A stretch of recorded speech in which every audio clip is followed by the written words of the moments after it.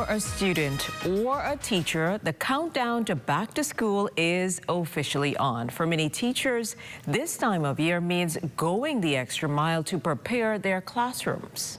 Now today, we're talking with Lettia Storr, a veteran science teacher at C.H. Reeves Junior High School. With over 20 years in education, she knows just how important those early preparations are for setting the tune of the year. Welcome to What's Trending, Lettia. Thank you. Thank you. It's so great to have you here with us. So now you've been in the classroom for more than 2 decades. How do you make sure your classroom feels welcoming and inviting to students, especially at the start of a school year? Well, to be quite honest, I'm very intentional about how I want my classroom to look and what I want the children to hear, what I want the classroom to speak to them. So I start very early to try to translate that message to them from when they first enter that door and they look around and I want to hear the wows, like, oh my gosh. I want them to see that I put effort into decorating this classroom just for them. That's important. So how much time typically goes into preparing your classroom? We're just a few weeks out from school officially opening. Is this crunch time for you? To some extent it is. I've started, I think, in May, and it started with a theme. My theme this year revolves around robots because everyone is about technology. Artificial intelligence, where that's going to lead us. So I want robots to be my theme.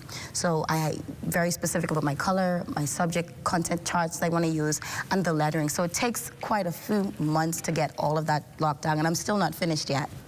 Wow. So tell me, do you change your classroom theme or the setup throughout the year, or is everything set from the beginning of the semester? Every year it changes. Mind you, you can't use the same theme or the same aspects of the theme. For example, you can use minions, but just use them in a different way. So every year it changes for me. I try not to recycle the same theme maybe once every 5 years. And so we're going to switch gears a little bit. So we know that family engagement can make a big difference in a student's success. So what are some of the ways you try to connect with parents early on? Oh, I think you can't do it without parents. Because the reason the child is there is because the parents had to have them, first of all. I remember as a student, when I was younger, the old adage was true. It takes a village. There's no way we can have progressive, effective education without involving the parents. So it's very important, first of all, to make contact, let them know who I am, and establish an effective form of communication. That's important. So when it comes to the communication with parents, especially with concerns or challenges when they arise, how do you approach those conversations? Well, honestly, it's like talking to you. If you have that established communication line, it's easy. At our school, we have Facebook. Some teachers have WhatsApp groups, so they're always communicating to their parents. And I don't mean communicating to parents to let them know their child is being bad. Just to celebrate little milestones. Did you know your child got an A or a B?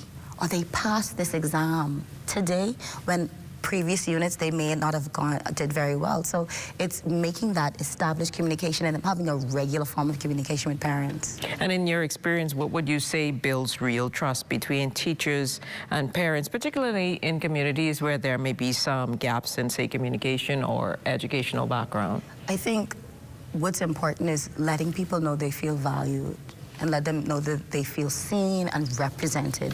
So once you have that child's parents know, as well as the child, that you are there for them. You know, the reason I'm here in this seat is because I want to do the very best I can to make sure your child shines. They are through the moon and very appreciative, and it's easy. Well, what would you say to parents who want to be involved but aren't sure, or who may feel intimidated by the school system? You know, you have to remember your why. Because if your why is for the betterment of your child, then there's no need to feel intimidated. There may be some reservations because there are some persons who are introverts, some persons who may be a little antisocial, but you have to remember the why, the betterment of your child. If you remember your why, the rest will be, it may be a little hiccup at times, but it'll be important and you'll stick through it. And so what then is one mindset or habit you hope the students and their families carry with them throughout the school year? The biggest mindset I want them to know is that failure is not an end, it's an opportunity. It's an opportunity to learn. Because if you attempt any assignment, any activity, or any task, and you don't succeed, that's an opportunity to learn. So I really want parents and students to remember that this particular year. Because when it comes to artificial intelligence, going back to the theme of the robots, so many failures and missed opportunities happen before you get to that aha moment, that success. So it's important to stick to it, exercise grit and perseverance, and you'll get it. That sounds great. What's your biggest hope for this upcoming school year in terms of growth, connection, or even impact? Well, you know, we're about numbers in education. So I always say I want my students to do 5% better in all aspects. 5% better academically in terms of assignment tests, 5% better in terms of mood, 5% better, I want to reach it to 5% more parents. So that 5%, that's my personal goal, that I want to do better in all aspects. Well, definitely a big thank you to you, Lettia, for joining us today on What's Trending. You offered some powerful insights, and hopefully parents take away the messages you share, and students know that they have a great classroom to look forward to when school opens.